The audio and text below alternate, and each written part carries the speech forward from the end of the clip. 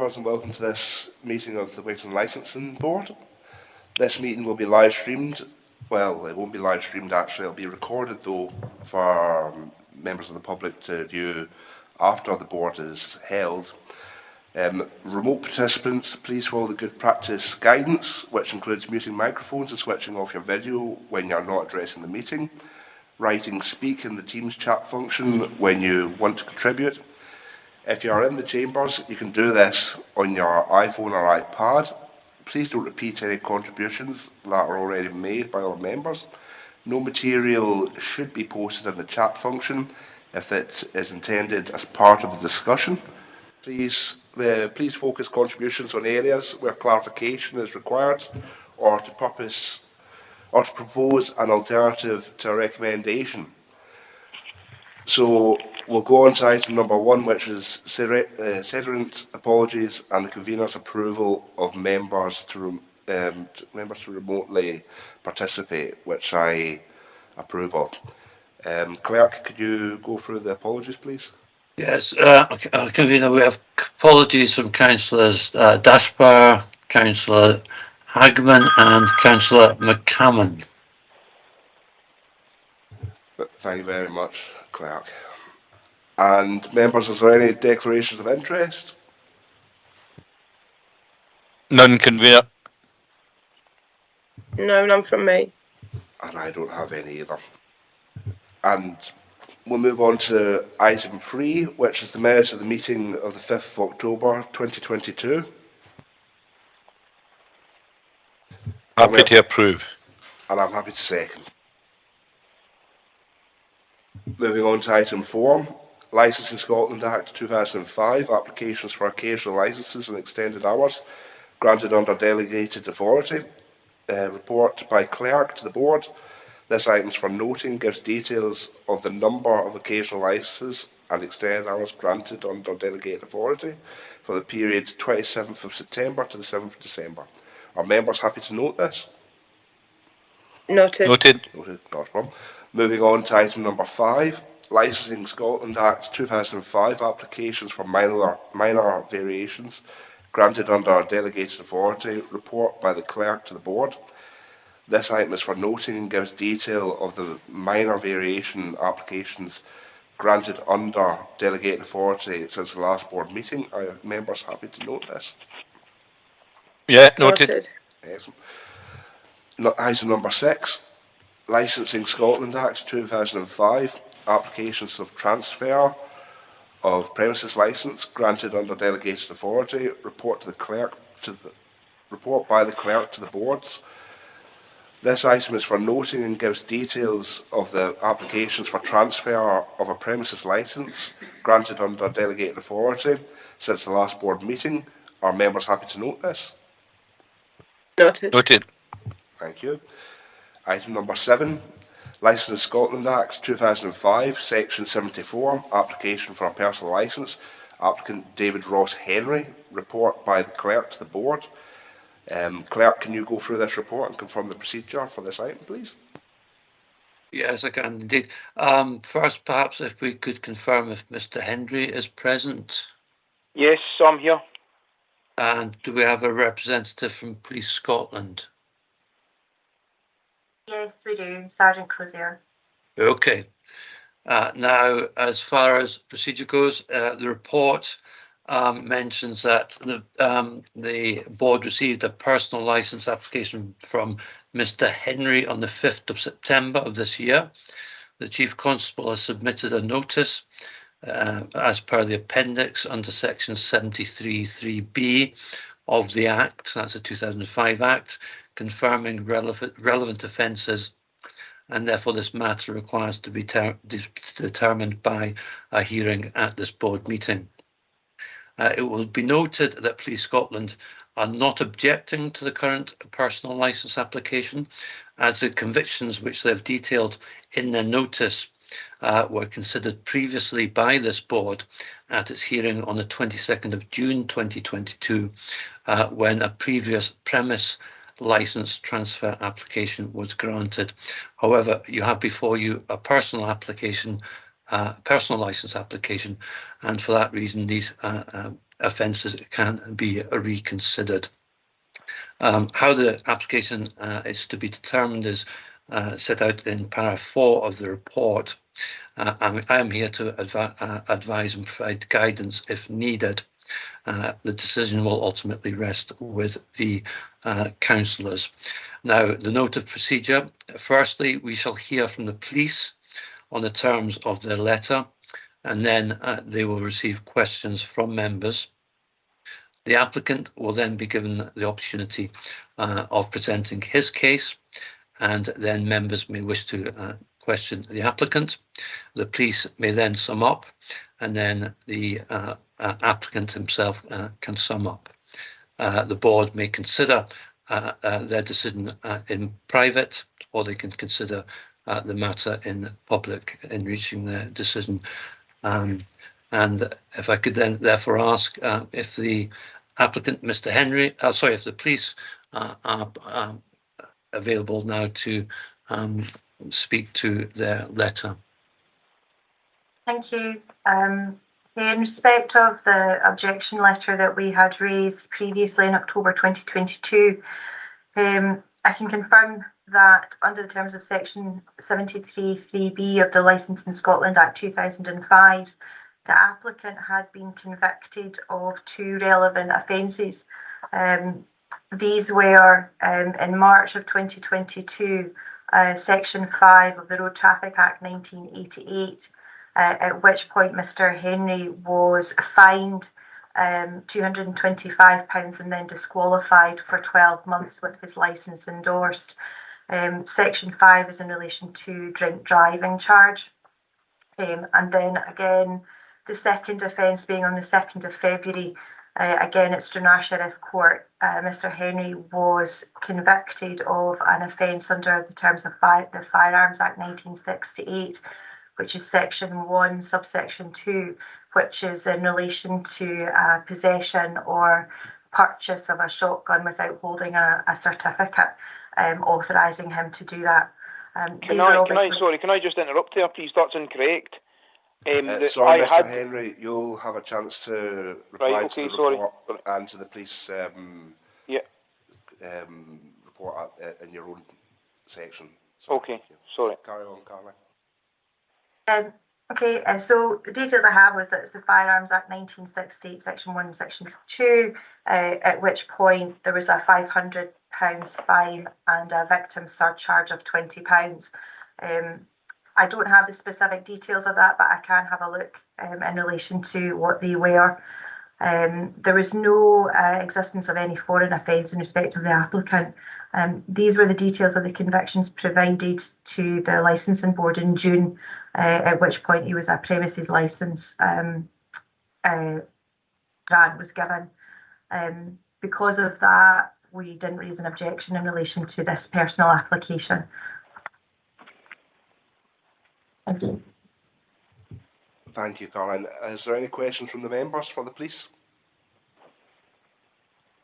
Nothing from me, convener. With no questions from the members, can we go on to Mr. Henry? It's for you to reply to the police report. Thank you. Yeah, thank you. I just wanted to clear up the firearms one, which is incorrect, because obviously it was made to sound worse than it actually was. The reason for the charge was I had a new firearms certificate posted through to me, and within 3 days I had failed to sign the back of the certificate. It wasn't that I wasn't legally allowed to hold a shotgun. I had a shotgun certificate. I had 2 shotguns, which obviously when I attained the pub over, I surrendered my licence and the guns anyway because I no longer needed them. So I just wanted to clear that up. It wasn't the fact that I wasn't allowed to have them. I did have them. It's just that I had forgotten to sign the back of my new certificate. Is that your comeback, Mr. Henry? Have you got anything? Yes. Yep. No, that's all. I just wanted to make it aware that I wasn't illegally holding firearms. You know, it was just the fact that I had forgotten to sign the new updated certificate that had come through the post. Thank you, Mr. Henry. Is there any members wishing to question Mr. Henry on his response? Not from me, convener. Not from me, and I remember that from the last time that was brought up then, so thank you for that. I remember we discussed this at length, and now I'd like to bring in the police to sum up. Thank you. Just to confirm that we had no objections in relation to the new application by Mr. Henry on the basis that he'd been granted a licence earlier this year. There had been no other charges or involvement with the police since that previous letter to yourselves in June. So there was no further objections to this new application on our behalf. Thank you, Caroline. And a sum up from yourself, Mr. Henry. I'd just like to say that obviously I've run the business since March this year and followed all the rules and regulations, and I think we've got a pretty good family-run and family-welcoming business here, which obviously follows and obeys all the rules and regulations to do with the licensing board, and we've not had one complaint from obviously the police or the members of the public either, so I'm obviously hoping you'll take that into consideration. That's great. Thank you for your precise sum-ups to both of you. The board is now in session. Councillor Ingalls. Thanks, convener. Yeah, I think, as it states in the papers, we've already considered the detail when the premises licence was submitted, and given the fact that the police are not objecting to this application, I would propose that we grant this licence. Thanks, Councillor Ingalls. Councillor Hill. I'm happy to second that. I agree. And I'm happy to third. Clerk, would you like to sum up for the board, please? Thank you, convener. Mr. Henry, your licence has been granted and it will be issued to you in due course, okay? Thank you very much. Thank you, members. And moving on to item number 8, Licence of Scotland Act 2005, application for variation of premises licence, Papa Rabs Limited, 12A Hanover Square, Stranraer. Reports by the clerk to the board. Clerk, can you go through the process of the report, please? Yes, convener. Just firstly, maybe perhaps we should check whether somebody from Papa Rabs is available. I was going to say Papa Rab is available. No, Papa Wright Rabs. is available. Is anybody here? Mr. White's here. Mr. White's here. Okay, that's Robert White. Okay, I'll go through the procedure. As board members are aware, applications for major variations, of which this is one, required to be determined by the board and not by the clerk. Now, whilst Mr. White, I believe it's White, is here, I believe the premises licence was transferred into the name of Papa Rabs Limited, but Mr. White is here to speak about it. The variation is to add restaurant facilities within core hours, to add takeaway delivery of food, drink, to add outdoor drinking area capacity area of approximately 40 persons, and an alteration to the description of the premises to quote, premises situated in Hanover Square, Stranraer. The main reason behind this application relates to an increased outdoor area at the front of the premises, as well as a small capacity area at the rear of the premises. There are photographs, which I think the licensing standards officer has provided, which are at page 40 of the agenda. The changes which are being requested reflect the current operation of the premises. That is clearly relevant. The site notice has now been received. There are no adverse comments, although planning has stated that the applicant is strongly advised to seek pre-application advice on the perceived suitability of such a proposal prior to submitting an application for planning permission. That's not a matter for the board to consider. That's for the planning department to deal with. The key considerations in reaching a decision in this connection, whether a ground of refusal applies, and details in that respect are provided at paragraph 5. I'm here to provide advice in this connection. The procedure will be, we will hear from the licensing standards officer first. I believe she is here. Is that correct? No licensing standards officer. There is a report. But we aren't set up for them to speak. Just give us 1 second. There is a written report. I mean, I can read the report out if the. Oh no, Julia's here. We're just moving her to a seat with a microphone. That's great. After we've heard from Julia, we'll hear from the applicant. That's Mr. White, and then members can ask any questions, and then the applicant can sum up. Thanks, Clerk. Thanks, Convener. Yeah, the reason behind the application, as the Clerk pointed out, is mainly the extension of the outdoor drinking area. During COVID, Mr. White had to adapt his operation of the premises, as lots of places had to, and created a bit of outdoor drinking at the rear of the premise and expanded the front of the premises.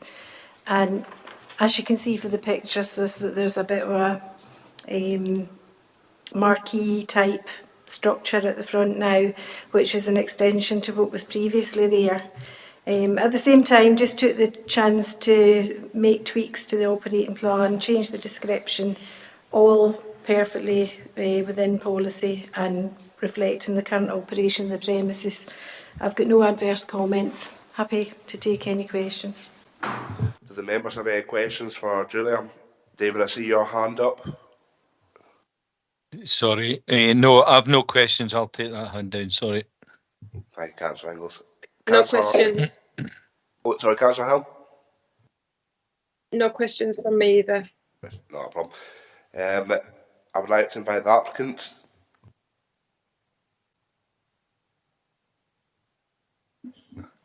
Hi. Most people call me Papa Rab, actually, but Rab's fine. The reason why we're here today is there was an anomaly between the operating plan and the licence.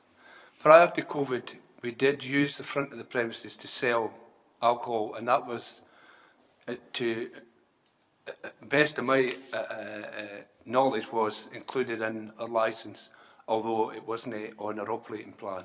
So prior to COVID, we were using outside. We had some seats and a lightweight barrier around, probably about 20, 24 people or something, or thereabouts. From COVID, we were using the rear because of the allowance from the government to take over bits of footpath and car parks and stuff like that. So, and it's a nice area to catch the sun in that particular evening, or at the evening.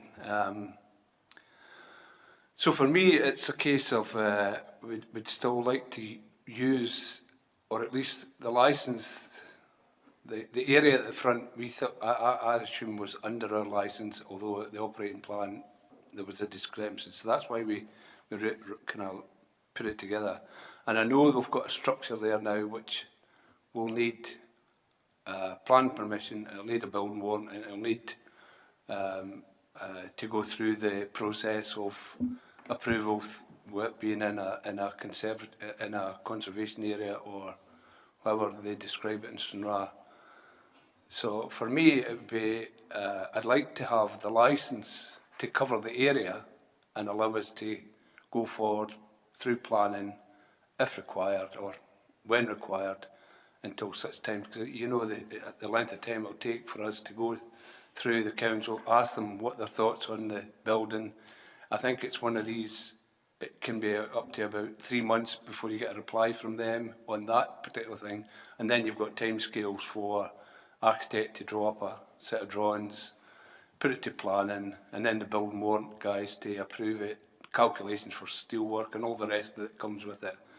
And I know that the government have said that COVID, as far as COVID's concerned, these smaller areas are now defunct. However, when you speak to building warrant, they still want you to consider ventilation, spaces, your how people are accessing and leaving the building. So there is, although COVID's not on the government's agenda, it's still on your how you got to run the premises. So, and there is people who want to still sit outside. There is people that want to sit in a well-ventilated area, and that area at the front, we do get people coming and asking, can we use the canopy? And I say, yep, no problem. We've never had any issues with people complaining about noise or nuisance or any issues that you would normally pull us up for at the front and at the back when we used it. At the back itself, there isn't a accommodation within 70 metres of that because of the large car park. So there's not a noise nuisance as far as I'm concerned. There's plenty of space for parking, and the only time that car park is really busy is when there's funerals in Stranraer. Most people split and go, if they're going through the wee alleyway, they'll park near it, and if they're going up the town, they park the other side. So I don't think it's an issue for parking or transport or even pedestrians. And that's all I've really got to say on it at present. Thank you, Rob. Any questions from the members? No, nothing from me, convener. Thank you, Councillor Inglis. Nothing from me, convener. Thank you. No, nothing from me, convener, thanks. So I'll invite... Sorry, convener, can I just come back just on that question point? Sorry. I'm just wondering how popular is this outdoor drinking area? Is it something that's become a real integral part of your business? Especially, well, certainly Saturdays, Friday nights and Saturdays, it's almost like a wee spill out area when the pub's getting busy, and that, you know, people use it. And obviously in the summer when the sun rises on that side, so we open up the shutters. It's really quite warm in there, and we're trying to encourage teas and coffees in the morning because of the interface we have with one of our other businesses, the Wee Aird Farm. We do all the baking for them, so it's going forward into the summer this year. That's an area we're trying to encourage, as I say, coffees, teas, and some tray bakes and stuff like that in the mornings, or at least once we're open. So yes, we do use it, and we would like to use it more. Thanks for that. Okay. Any more questions from you, Councillor Inglis? No, that's fine. Thanks, convener. We're on to an applicant/agent sum up. So I think you've pretty much summed up, but I'll give you another second if you want. No, I think I've kind of set out where we are, why we're here, and as I say, it's up to yourselves how you look at it. But as a business, we're well respected. We don't have a lot of issues with any of our locals, flats above us. We've never had any issues with the licensing and the licensing staff, and we comply with all our conditions that we need to comply with. Thank you very much for that. So members, we're in session.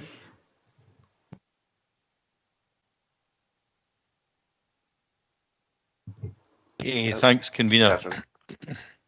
Yeah, I think, you know, we need to recognise as a board that businesses need to be supported to grow and increase employment and try and make the most of what we've got. I think, given the fact that this has been open now for quite a wee while, I really don't see any problem with this. I would take that as a motion, Councillor Inglis, and if it is, I would second it. Well, I was going to wait to see if Councillor Hill wanted to come in, but I'm happy to put that motion forward that we approve this. Not a problem. I'm happy to second that. Councillor Hill? Yeah, no, I'm happy to third it then, Andrew. Thank you. Thank you very much, Councillor Hill. Clark, could you go through the process, please? Yeah. Mr. White, are you there, Mr. White? Yes. The board have unanimously agreed to grant your application for variation, and the appropriate paperwork will be forwarded to you in due course, okay? Thanks very much for your time. Before we go on, Mr. Henry, are you still in the meeting?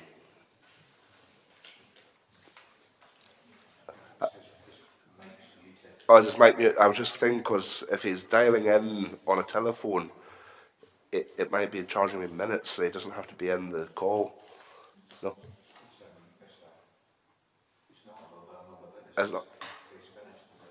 His case is finished, yeah. Yeah. Right. Mr. Henry, if you would like to go, you can. And we'll move on to item number 9. Or actually, will I give the... David Henry is now exiting. Right, folks, that's Rob just leaving the room. So now we're on to item number 9, Licence in Scotland Act 2005, Section 84A, conduct inconsistent with the licensing objectives. Personal licence holder Robert John McIntyre, report by the clerk to the board. Clerk, would you be able to go through the process, please?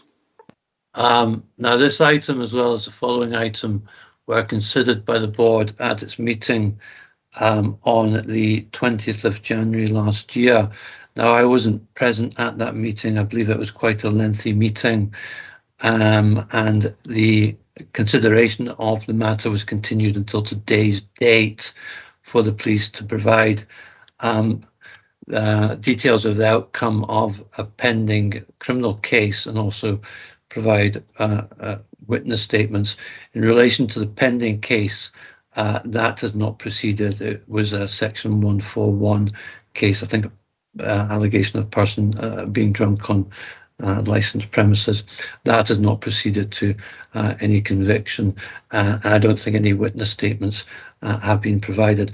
I am conscious, however, that in respect of 9 and 10, the clerk and the board considered this in some depth at the meeting on the 20th of January last year, and I was not privy to what was discussed at that meeting.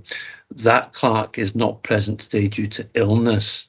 I wouldn't myself be comfortable continuing with the hearing of this matter in the absence of the clerk that provided advice and guidance originally. So members may want to take a view on whether to consider this matter today, or whether it should be continued as both items 9 and 10 to a further date when the original clerk is available. Thank you for that information, Clerk. Councillor Inglis, I see you've got your hand up.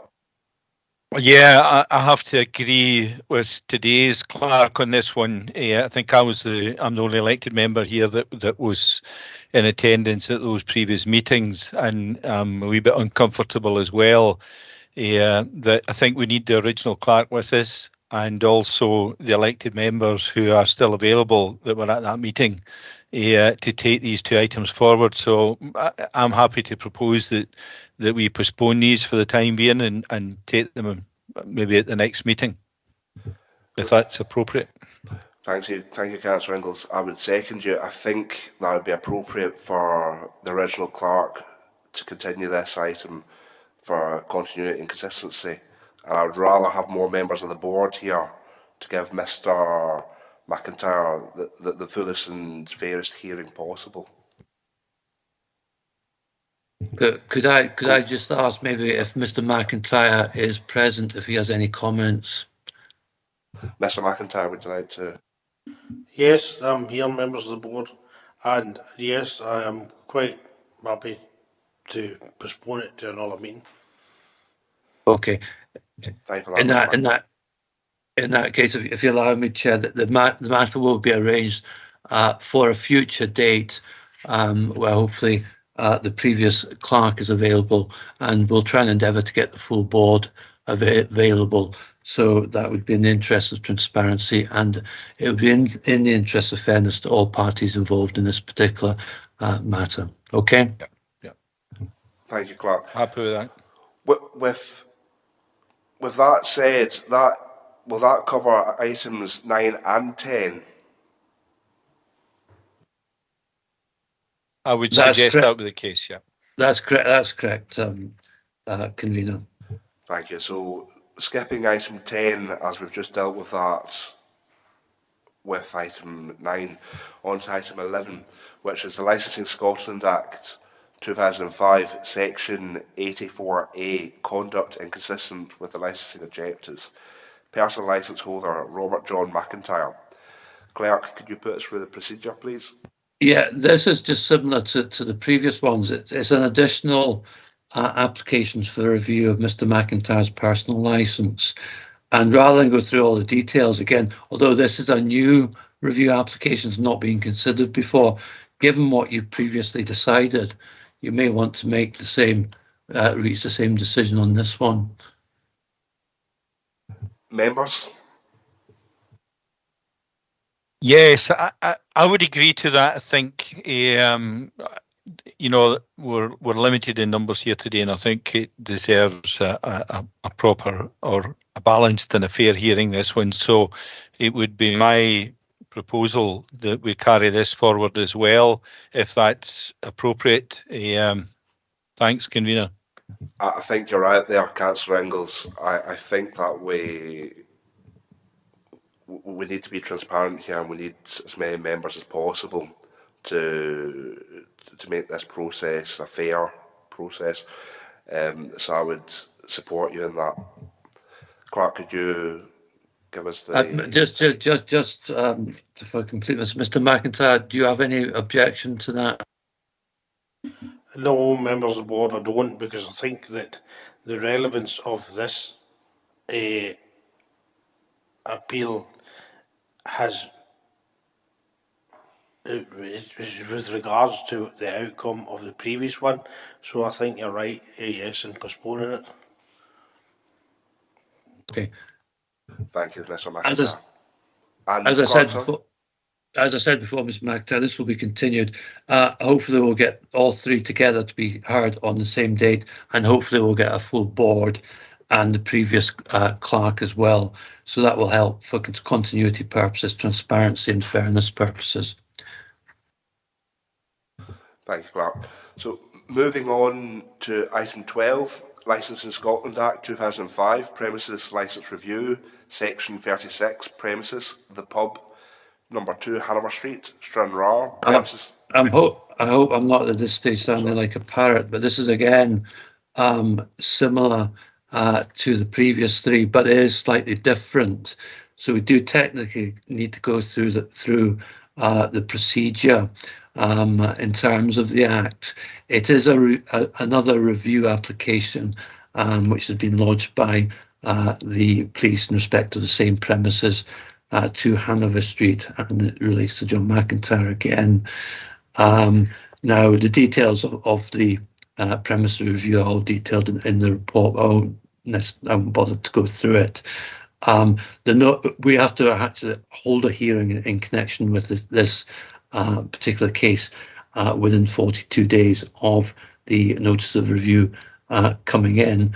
So we have to go through the procedure of that for those purposes. The procedure will be that we will hear from the police on the terms of their letter, and then questions from members.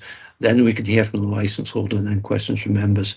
Then we can sum up. Then the police can sum up, and then the licence holder can also sum up, and then the board can consider it matters in session. Members may have some preliminary points that they would wish to raise at this stage, however. Thank you, Clerk. Do the members have any issues to raise at this stage?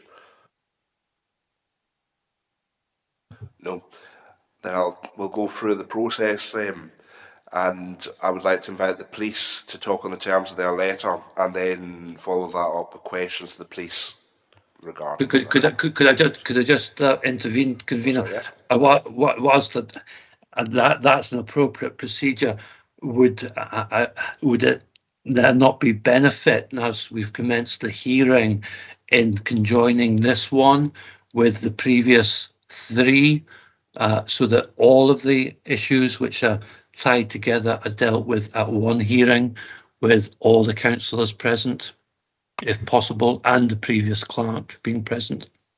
Just a suggestion. Thank you, Clark, but I was advised that we would have to hear the opening letter and hear the first two openings by the for advice from the planning from the LSOs. Sorry. Well, we can certainly do that, and you may make a decision after that if you wish. There's no problem with that.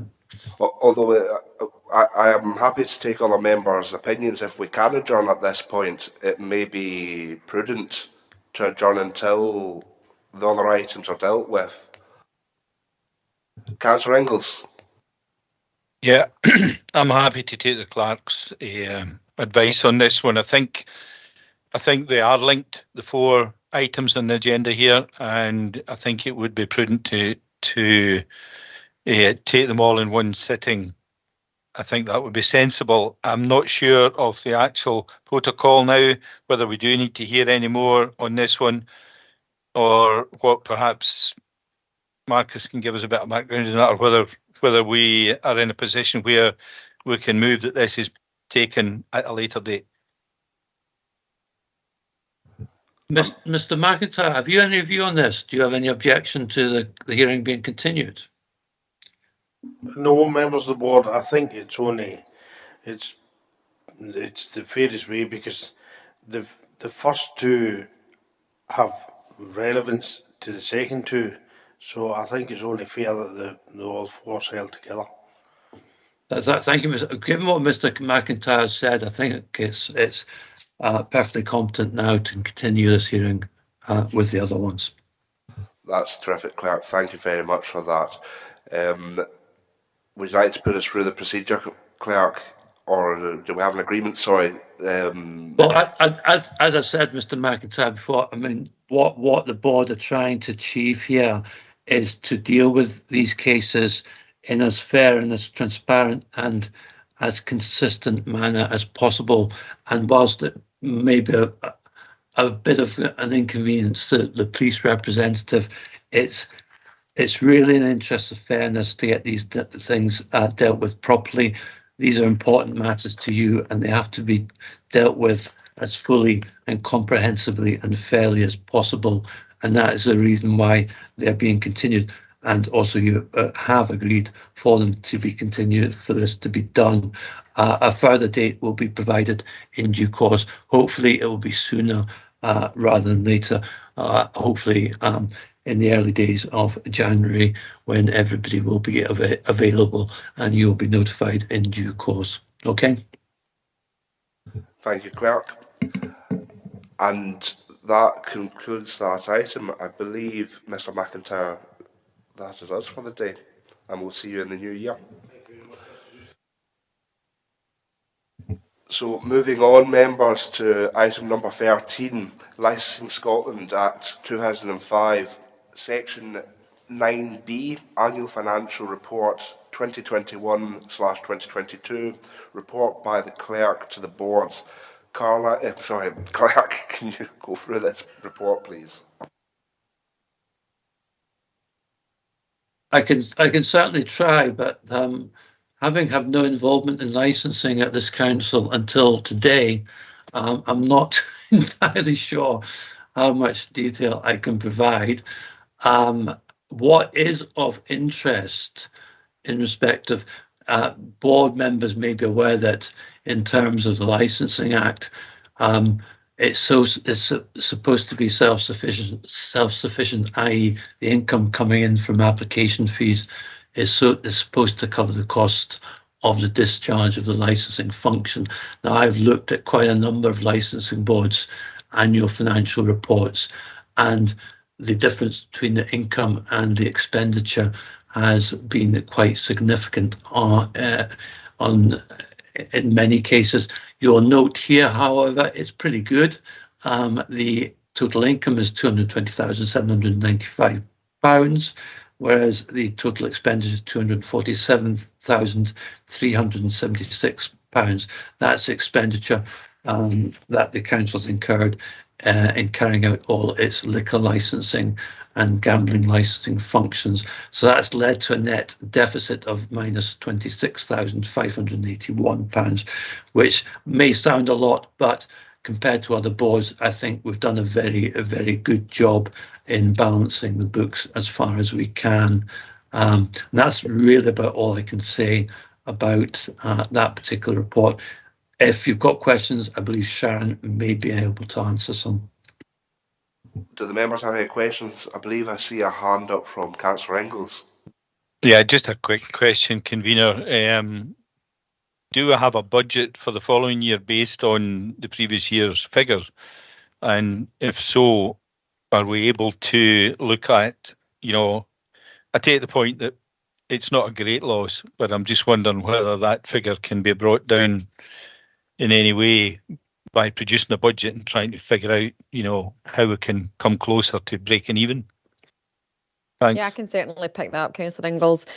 The budget for this year remains pretty consistent with last year. However, I think in previous years, I think it's relevant that we were still kind of battling through the pandemic for financial year 21-22, and that's obviously had quite an impact on the deficit. Generally, we're either 1,000 or 2,000 above or below. It's not really normally that much, albeit, as Marcus says, in the grand scheme of things, it's not a great deal. However, it still is a deficit. There have been in the past maybe 1,000, as I said, or £2,000 difference. So I think generally the consistent, and it is quite a good reflection on the expenditure of the licensing board. So I'm quite confident that if the budget remains the same for this next year, that the deficit won't just be quite as much, because we will see, and we have seen, an increase in applications coming in. Therefore, the income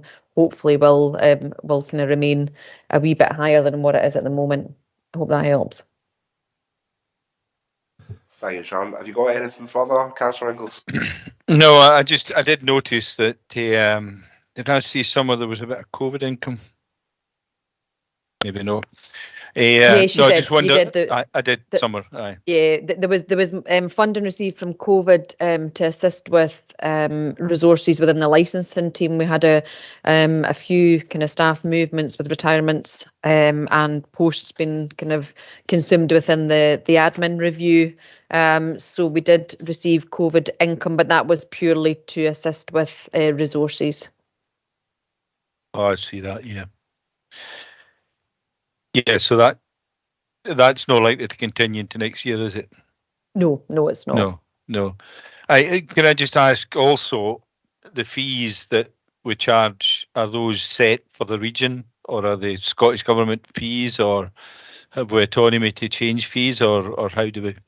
We have a certain level of autonomy to change fees. The fees are set in regulations, but there are some of the fees that are within a certain range. So the licensing board do have the ability to increase those fees. What I would say is that the annual fees being one of them, we are at the maximum at the moment, so we couldn't increase those anymore. The fees that we would have the power to increase are in relation to transfer applications and major variations. Again, if you look across Scotland at other licensing boards, certainly with our major variations, ours are probably at the higher end of what other licensing authorities charge. So it is something that we can certainly look at. And if there was a kind of continual deficit each year, then that would be something that I would be bringing to board members to look to increase the fees and see how we can kind of bring our expenditure down as well. So I think it is something that members do have the option to change to a certain extent, but there are fees that are set in statute that we just have absolutely no control over, unfortunately. Okay. No, that's fine. I just wondered whether, we had that autonomy. And it is correct. It's not a huge loss, Sharon. So, we're pretty much managing it as best we can, I would say, just at the present moment in time. So I appreciate your work on that. Thank you. Thank you. Thank you for that, Councillor Ingles. Councillor Ingles. Councillor Hill. Sorry, can I just check with the extended hours and the occasional licence? Are those fees set in stone as well, Sharon? Or They are. They are. Okay. No, unfortunately, no. They're set in the statute as well, so that there's no flexibility with those. There was the Scottish Government did launch a consultation on occasional licences, the process, the fees, etc., and we did respond to that, and we did say that the fees we felt as a licensing board were too low. It's a £10 application fee, but you have to kind of take it in context with voluntary organisations such as school PTAs or other community organisations who put events on, who, if they increase significantly, it might have a detrimental effect on them specifically. But the fees are unfortunately set as they are, so we don't have any flexibility over them at all. Okay, thank you for that. Thanks, Sharon. Sharon, I've got a quick one, which is under direct staff costs and licensing board members have cost the board £1,362. I'm assuming Yes. this is through all of our training at the start of the year. It's no, it's to do with your time. So what I did to calculate that was I worked out how many board meetings there were, how many members attending those board meetings, the duration of those board meetings, and that's purely your time at the moment. In normal years, we would also take into account travelling expenses for board members, but obviously because most meetings have been remote, that hasn't been relevant in this situation. The training costs aren't borne by the licensing board; they're actually part of the development plan for members, so they come from a separate budget. So they have no impact at all on the licensing board budget. Sharon, just a quick comeback on that. So our time, is our time charged to the council? Or does the council charge for our time? It is, but it is a cost that the licensing board does have to take into account. We don't specifically, but it is a cost that should be directed to the licensing board. Right. Okay. Any other questions, members? Not from me. With no other hands up and no other questions, I'm happy to wrap that item up and move on to item 14, which is Licensing Scotland Act 2005, Section 9A, Annual Functions Report 2021 to 2022. Report by the Clerk to the Board. The Clerk, would you like to take us through? Right. Again, being completely new to this, I'll go through what I can. This is, of course, the other annual report which you're required to consider, which details what's really been happening over the past year.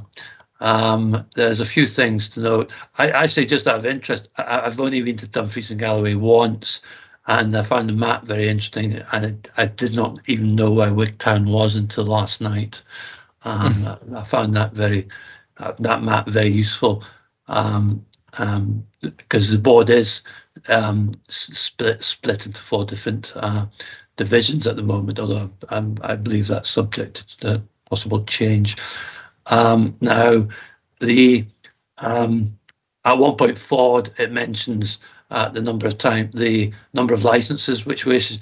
What I found interesting here was March 2022, there were 604 licensed premises compared to 611 in 2020, 2021.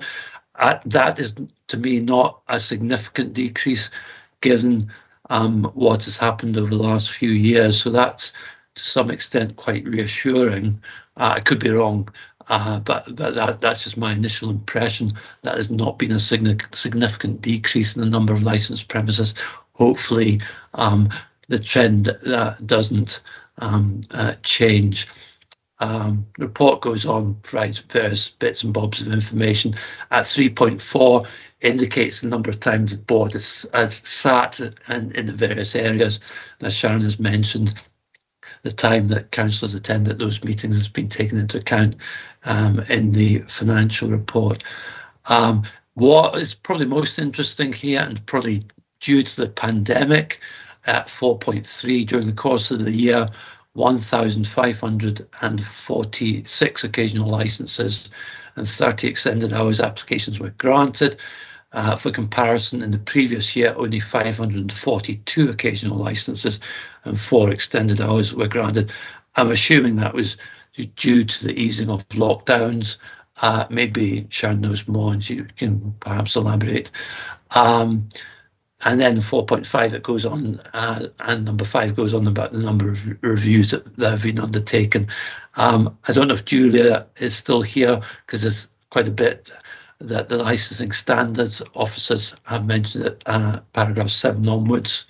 And apart from that, I just simply draw you to the conclusions of the report, and I'd ask you to just to note and accept the report. And if you've got any questions, they're probably better directed towards either Sharon or Julia if she's still here. Julia. Yeah, I'm still here, Clerk. Thanks, Convener. From the Licensing Standards Officer's point of view, you'll note that we have got, we've been joined with the Housing and Landlord Registration team. So the staff members there, Amanda Green and Robert Rome, they actually completed Licensing Standards training course and are available for those duties. Although due to the pandemic, that hasn't actually materialised in practice, but they are noted down as being Licensing Standards Officers.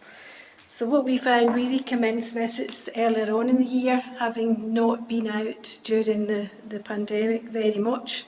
We did respond to various things during the pandemic, but in general we didn't do routine visits. So what we did find is, as I noted in 7.3.1, that we were turning up at premises, asking for the premises manager, and the person had left and there'd been no notification given, and in some cases for a considerable period of time. So we've been working to get all these rectified, and I think we're at the stage now where we're pretty much confident that the premises managers who's noted on the licence are actually the ones that's there and operating the premises. The other thing was the outdoor drinking areas. We've just heard of one today, which was albeit extended for COVID. There was a relaxation of the planning rules, and that meant that there was quite a few of these popped up because simply they had to have them to allow them to trade. So what we weren't sure was whether they were trading with the ones that currently married in with their current layout plan, or whether they'd extended. And we have actually come across quite a few instances, and we're currently working our way through those, getting variations up to the board. So you will be hearing a few of them in due course. The other thing was quite popular was outdoor bars. So we turned up to the outdoor drinking areas, and there was bars installed, but they were dealt with by way of minor variations, as it wasn't an inconsistency with the operating plan. So that was quite a common thing as well. And also was the staff training issues. I think it was a case of just trying to remind everybody of their duty for the staff training and getting those all up to date, which again I'm pleased to say that we've fairly well worked our way through those. Other than that, just routine work was few issues of noise, antisocial behaviour, which we do try and mediate with the licensee and the complainers to try and come to some kind of resolution. In very few cases, they can apply for yourselves to review the licence, but we do try to get to a point where we've come to some mutually agreeable resolution to those. And we did have a lot more non-payment annual fees. Again, I think it's on the back of the pandemic, But again, I'm pleased to say that we've worked our way through those, and those are up to date now. The other thing maybe worth noting, we did a gambling pilot exercise with the Gambling Commission round the gambling premises licences in Dumfries and Galloway. So the Gambling Commission had asked if we would participate, do extra training and accompany their enforcement officers to the premises licences throughout Dumfries and Galloway. So we were signed up to do that, and 26 visits were made with gambling officers. These were to betting offices, to amusement arcades on caravan sites, to adult entertainment centres, and I'm pleased to say that there were only minor issues uncovered during those visits. So we did, in the whole, find it worthwhile working so closely with the Gambling Commission. Again, we work with Police Scotland. We've done various joint visits with them, just routine visits. And I think basically that's just a summary. I'm happy to answer any questions. Members, any questions?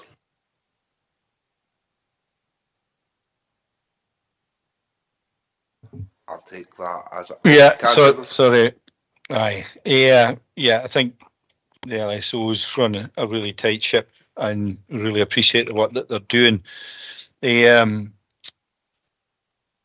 noted at full council yesterday there was a discussion around the possibility of a one board for Dumfries and Galloway. Is it appropriate to ask for your views on that, Julia? Or would you rather take it offline? I think there's pros and cons. I would say, as you're aware, the quorum, the issue with quorums and getting board meetings arranged, it would obviously be a lot easier from that point of view.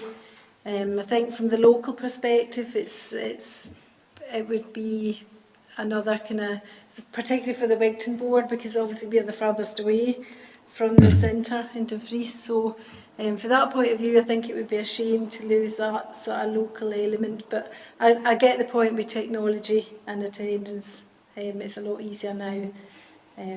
But I do know when the licensing panel for the civic applications went to Dumfries, it meant that some of the applicants from here was having to actually go to Dumfries at the time and attend board meetings.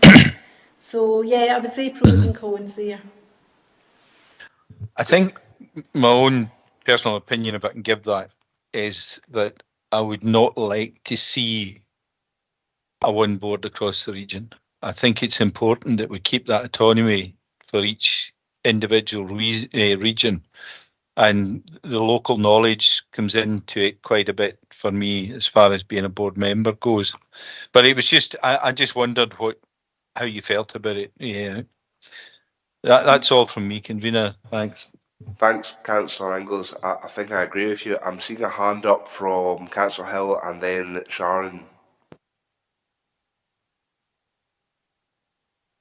Yeah, I don't think that just having one board would be suitable, not only for the reason of people having to travel to Dumfries, but I also feel, like Councillor Inglis has said there, you have knowledge of the area, and I know it's been quite difficult, getting quorum for some of the meetings, but I just feel that it would be unfair to the public if the boards were all put into one.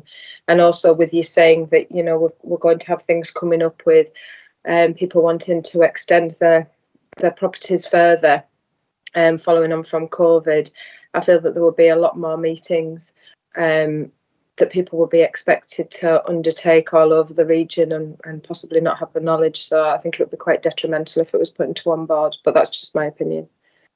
Thank you, Councillor Hill. I completely agree with you. I think we've seen it in planning, and you've seen my frustration in planning when local members believe something is appropriate and members from elsewhere don't believe it's appropriate.